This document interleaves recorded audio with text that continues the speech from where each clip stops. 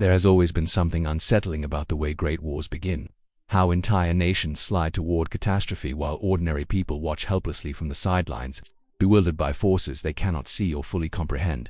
Throughout American history, from the Gilded Age barons who controlled railroads and steel mills to the contemporary tech magnates who command trillion-dollar empires, citizens have harbored a persistent anxiety about concentrated wealth-wielding influence, beyond the reach of democratic oversight. This documentary examines not conspiracy theories or fictional cabals, but rather the documented economic structures, verifiable historical patterns, and transparent mechanisms through which billionaires and defense corporations have shaped the narratives surrounding global conflict. We explore how concentrated capital moves faster than political institutions, how lobbying expenditures dwarf the resources available to average voters, and how ownership of critical sectors creates incentives that sometimes align uncomfortably well with geopolitical tension. The gap between the wealthiest Americans and everyone else has reached levels not seen since the era of Rockefeller and Carnegie, when a handful of industrialists controlled more wealth than the federal government itself. In 2024, the 100 richest Americans contributed roughly $1 out of every 13 spent in national campaigns, a staggering concentration of political influence that would have seemed unimaginable just 2 decades earlier. This is not about secret meetings in shadowy boardrooms, but about transparent economic power operating within legal frameworks that many Americans increasingly view as tilted against the common good. The anxiety about hidden decision-makers resonates deeply with American values of individual freedom, transparency, and skepticism toward unaccountable authority, principles that trace back to the founding generation's own concerns about concentrated power, whether wielded by monarchs or monopolies. Before we proceed further into the mechanisms and historical precedents that underpin this analysis, stay with this examination until the very end, because understanding the full architecture of influence requires seeing how economic incentives, political access, and media ownership interconnect across decades of policy decisions. And please share in the comments where you are watching from, your city and country, so we can understand the global reach of these concerns about democracy and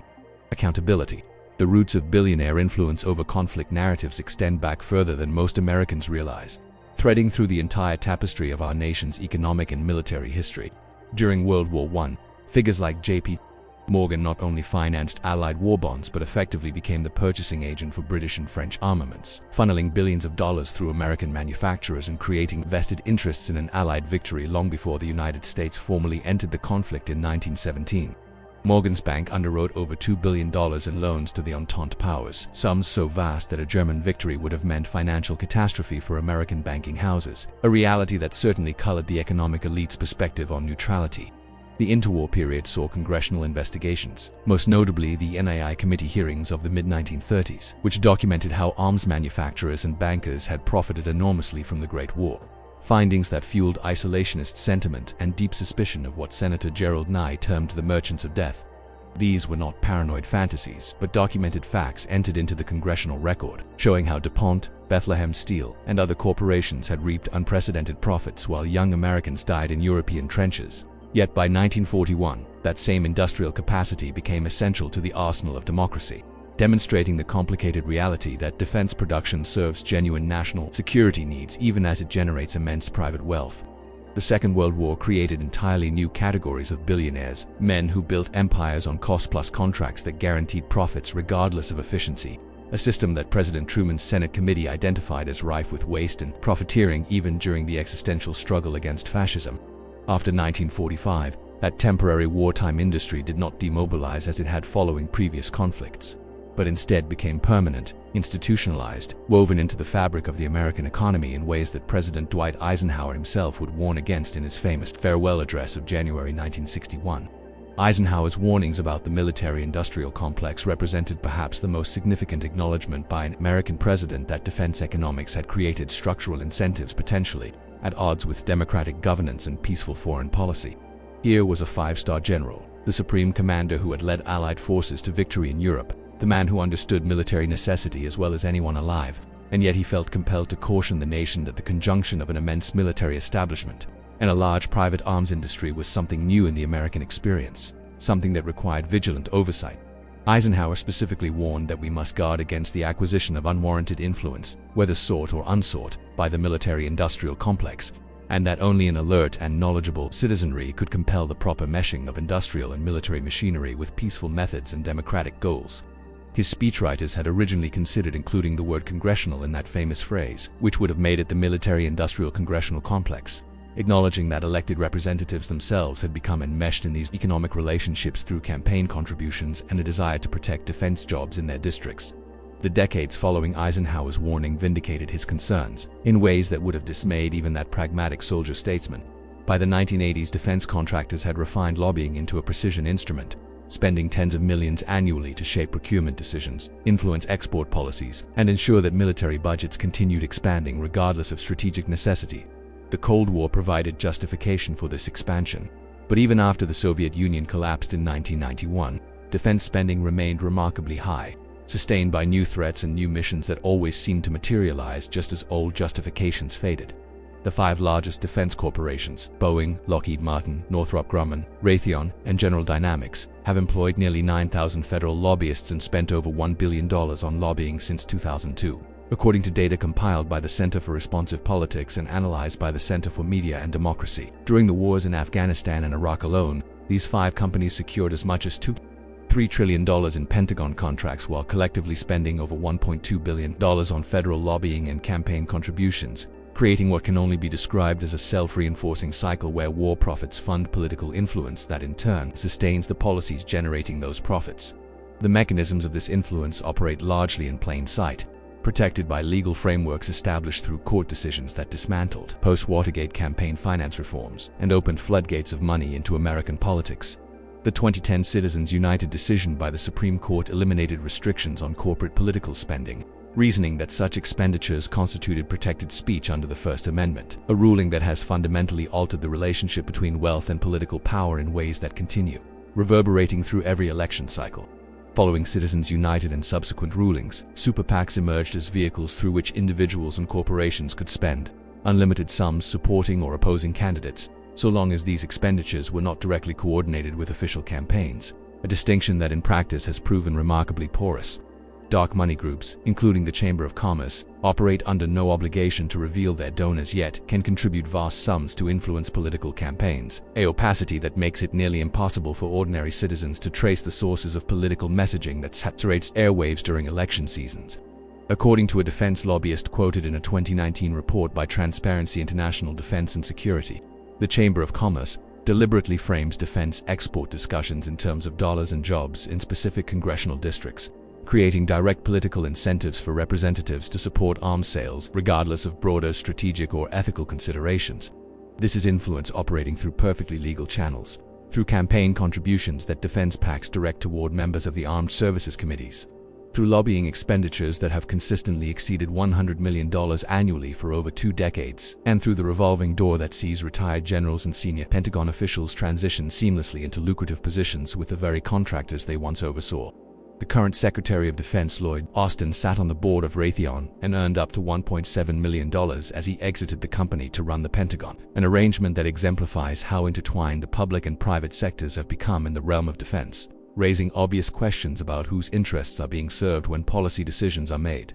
These structural relationships do not require conspiracies or secret councils because the incentives align openly, transparently, creating an ecosystem where perpetual military readiness and periodic conflicts serve the financial interests of enormously powerful economic actors who possess unparalleled access to the lawmakers and executive branch officials who make decisions about war and peace. Beyond defense contractors specifically, the broader concentration of wealth among American billionaires has reached levels that many economists argue exceed even the Gilded Age, creating a class of individuals whose fortunes dwarf the GDP of many nations and whose political influence has grown proportionally. In 2024, billionaires contributed over 80% of donations from the 100 wealthiest Americans to Republican candidates and conservative groups, a dramatic shift from 2020 when wealthy donors from technology and finance sectors had favored Democrats by a margin of $186 million, according to analysis by the Washington Post.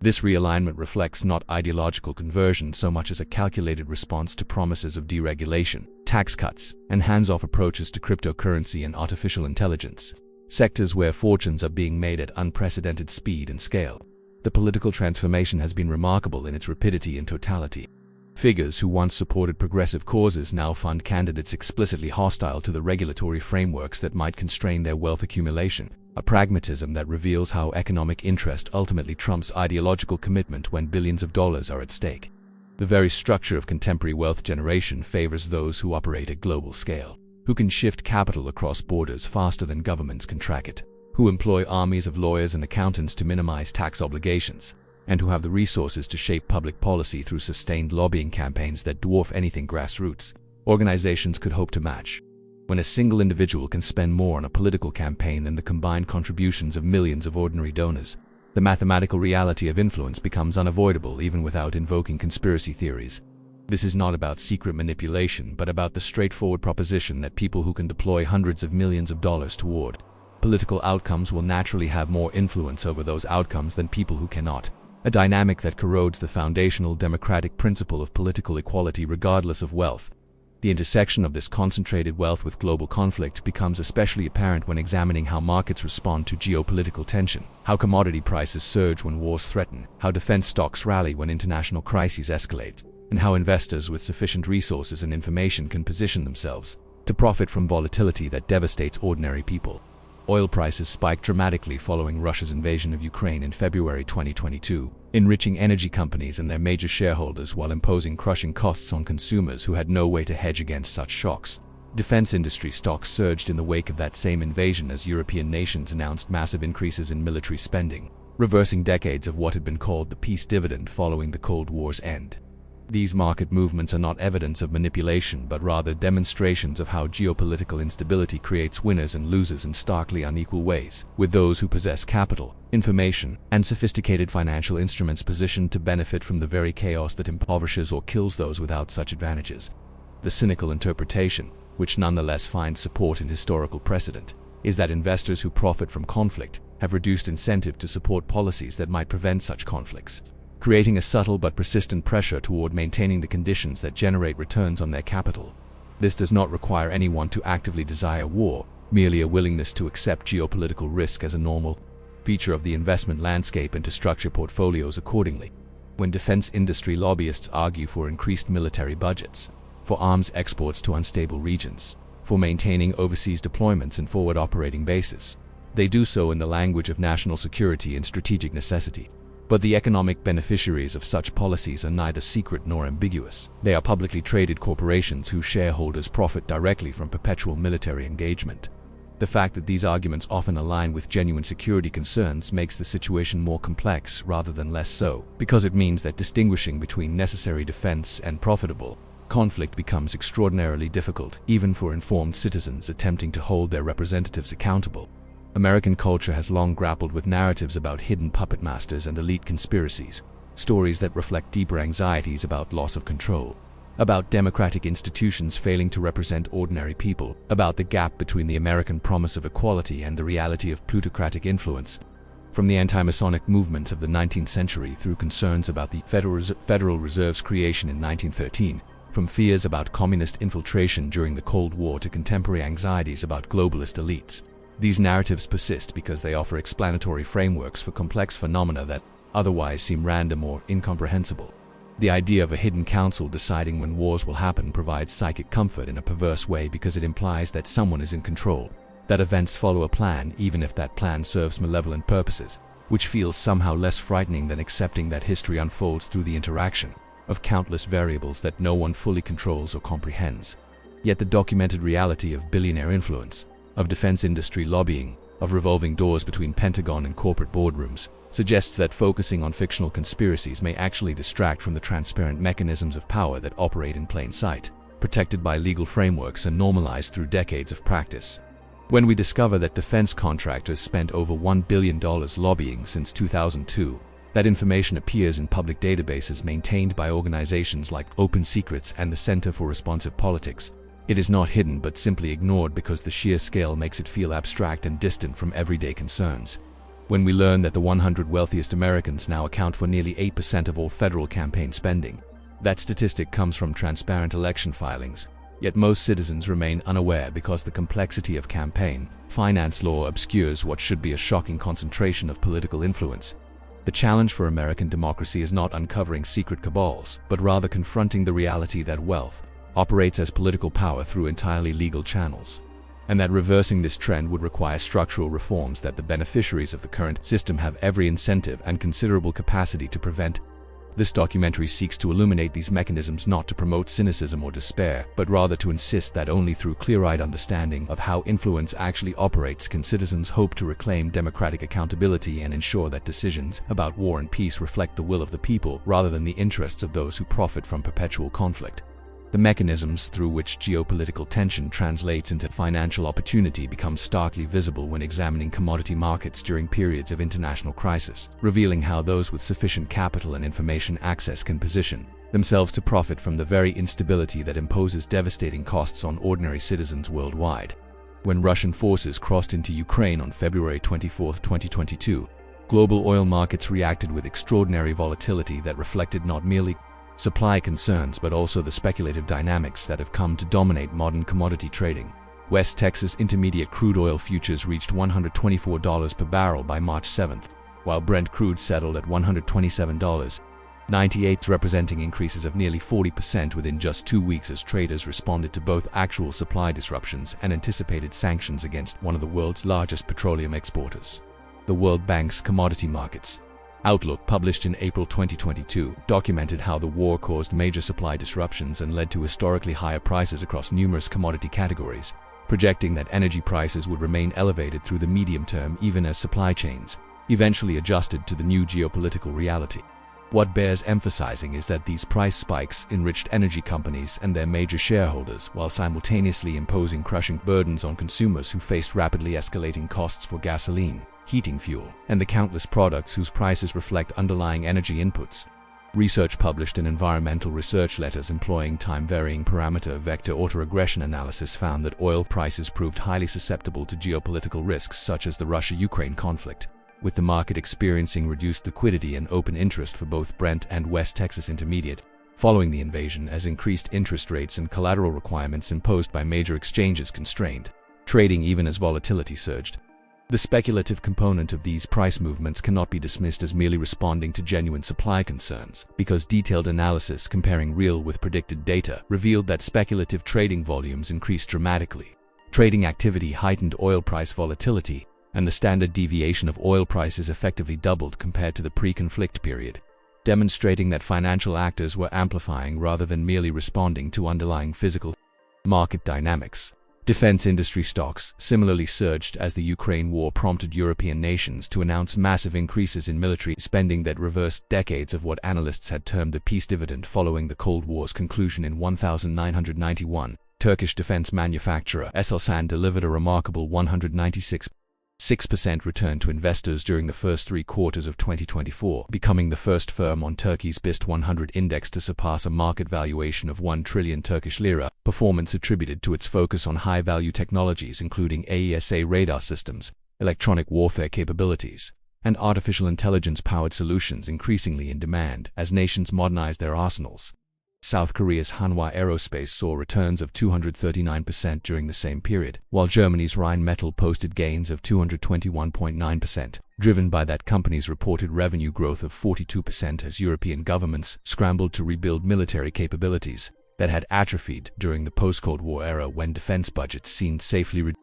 Other major players, including Sweden's Saab, Britain's BAE Systems, and Rolls-Royce, also posted substantial gains, reflecting what market analysts described as a strategic pivot by global investors toward defense technology developers capable of producing transformative, high-value-added products rather than merely manufacturing conventional weapons systems. Lockheed Martin secured a historic $9.8 billion contract from the United States Army for Patriot missile systems, while internationally a major joint venture formed between Italy's Leonardo and Turkey's Baykar established LBA Systems to capitalize on the surging demand for unmanned aerial vehicles that had proven devastatingly effective in the Ukraine conflict. NATO's commitment announced in 2024 to raise defense spending targets to 5% of gross domestic product by 2035 created what industry analysts openly described as a fertile environment for sustained growth across the entire defense sector, essentially guaranteeing years of elevated procurement budgets regardless of whether actual conflicts continue or escalate. The financial community's enthusiasm for these developments appeared in stark contrast to the human suffering driving the market dynamics,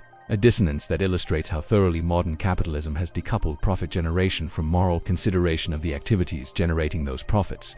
These market responses to geopolitical tension do not constitute evidence of conspiracy or manipulation, but rather demonstrate the structural reality that certain economic actors benefit enormously from conditions that harm the broader population, creating perverse incentives that subtly but persistently influence policy debates about conflict and peace. Investors who correctly anticipated the market impacts of Russia's invasion could have positioned portfolios to capture extraordinary returns through straightforward strategies like purchasing defense stocks, taking long positions in energy futures, or investing in European defense contractors likely to benefit from increased military spending. None of this required insider information or illegal activity, merely sufficient capital to absorb volatility and sophisticated enough understanding of geopolitical economics to forecast probable market reactions to crisis scenarios. The crucial insight is that when your wealth positions you to profit from geopolitical instability, your economic interest no longer aligns with policies promoting stability, creating a fundamental conflict between private gain and public good that operates entirely within legal frameworks yet corrodes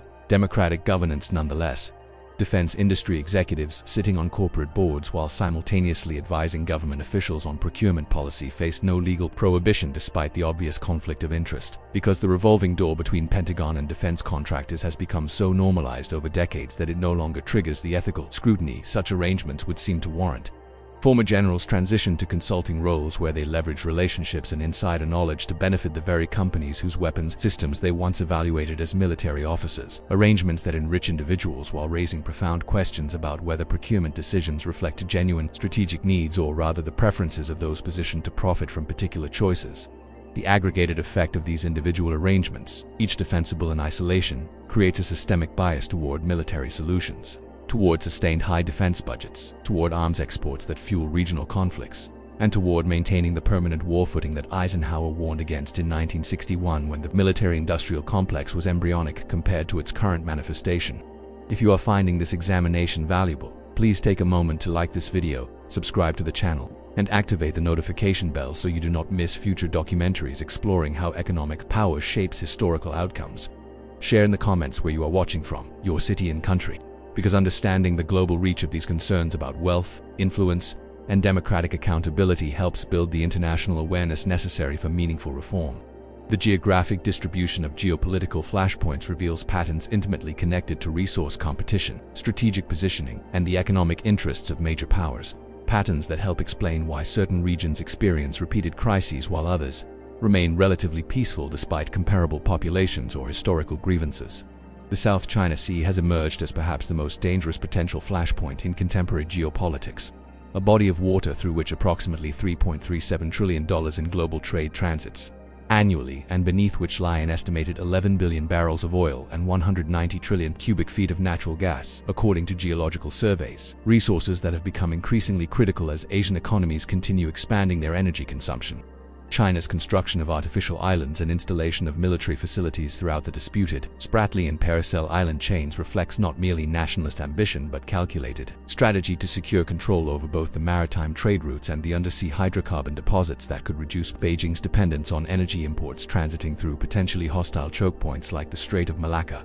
Recent developments documented by Reuters and Newsweek in March 2025 showed China installing floating barriers at Scarborough Shoal to exclude Philippine fishing vessels, prompting Manila's defense secretary to label China's territorial claims the biggest fiction and lie in regional diplomacy, an escalation that brought American and Chinese military forces into closer proximity as Washington reaffirmed defense commitments to its Philippine treaty ally. Even more significantly, the Eurasian Times reported in April 2025 that China had begun construction of the world's first permanent deep-sea research station targeting gas hydrate reserves estimated at 80 billion tons of oil-equivalent energy, exceeding the Persian Gulf's 50 billion tons, with operations set to commence by 2030 in a development that underscores how energy ambitions drive territorial assertions that risk military confrontation. The strategic calculus involves not only securing resources but also establishing facts on the ground, or rather on the water, that make reversing Chinese control prohibitively costly even for the United States Navy despite Washington's rhetorical commitment to freedom of navigation and the rules-based international order.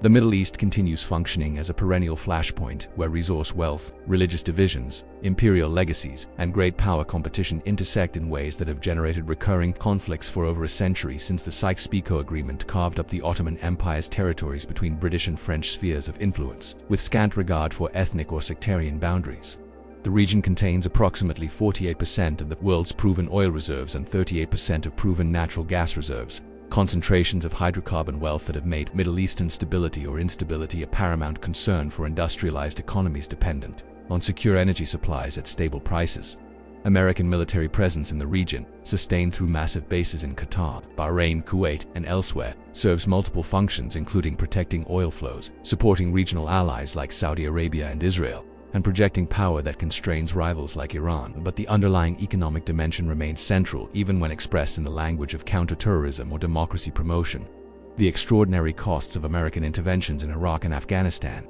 estimated at over $8 trillion when accounting for long-term veterans' care and interest on borrowed funds, according to Brown University's Costs of War project, might seem economically irrational until one considers that these expenditures flowed largely to defense contractors, private security firms, and reconstruction companies that profited enormously even as the broader strategic objectives remained elusive. The pattern repeats across decades and across regions, where conflicts that appear strategically questionable or even counterproductive from a national interest perspective nonetheless generate massive profits for specific economic actors who possess disproportionate influence over the policy processes that decide whether military force will be employed. This is not conspiracy, but rather the predictable outcome of allowing concentrated wealth to translate into political influence through lobbying, campaign contributions, media ownership, and the revolving door that sees decision-makers cycling between government service and private sector enrichment. Eastern Europe has returned to centrality in global strategic competition following 3 decades when the region seemed securely integrated into Western economic and security structures after the Cold War's conclusion.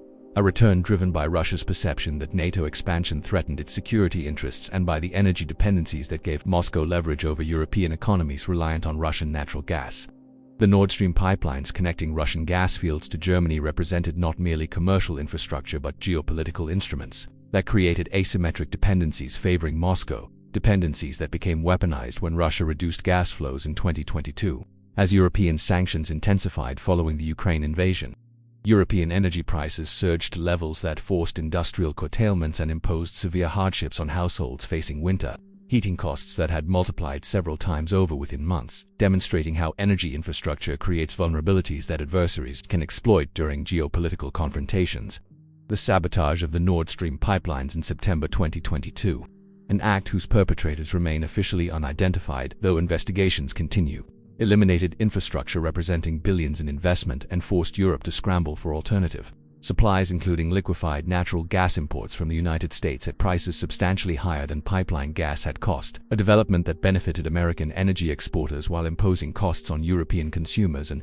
industry. The complexity of attributing responsibility for the sabotage, with initial speculation pointing toward Russia despite Moscow's obvious interest in maintaining leverage through intact pipelines, then shifting toward Ukrainian involvement or even Western intelligence operations, illustrates how modern conflicts involve layers of deception and competing narratives that make determining truth extraordinarily difficult, even for informed observers with access to intelligence sources. What remains undeniable is that the conflict has generated enormous profits for energy companies, defense contractors, and those positioned to capitalize on volatility, while imposing devastating costs on Ukrainian civilians, Russian conscripts, and European consumers who bear the burdens of decisions made by elites insulated from those consequences by wealth that buffers them against energy price spikes or economic disruption. The persistence of the puppet master narrative in American political culture reflects not paranoid delusion but rather an intuitive grasp that formal democratic processes have been hollowed out by economic power operating through channels that render traditional civic engagement increasingly ineffective at constraining elite preferences. When ordinary citizens observe that policy outcomes consistently favor the wealthy regardless of which party controls government, when they see defense budgets rising even as social programs face austerity, when they watch wars begin based on claims later proven false while no one faces accountability, the conclusion that hidden forces control events becomes psychologically compelling even if the reality involves systemic incentives rather than conspiratorial coordination. The American spiritual and moral tradition emphasizes individual responsibility, transparency, and accountability, values that stand in stark tension with economic structures that concentrate wealth and power in ways that escape democratic oversight or legal constraint. This tension generates the cultural anxiety about puppet masters and hidden councils, narratives that give symbolic expression to legitimate concerns about plutocratic influence even when the specific claims about secret meetings or predetermined outcomes lack factual foundation. The challenge for those seeking to strengthen democratic accountability is redirecting this energy away from conspiracy theories and toward confronting the transparent mechanisms through which wealth operates as power, mechanisms that require structural reform rather than merely exposing supposed secrets. Only through sustained civic engagement informed by clear understanding of how lobbying influences legislation, how campaign contributions shape candidate platforms, how media ownership affects public discourse, and how revolving doors compromise regulatory oversight can citizens hope to reclaim governance that serves the common good rather than elite interests. A project that demands exactly the kind of vigilant citizenship that Eisenhower called for when warning about the military complex over 6 decades ago.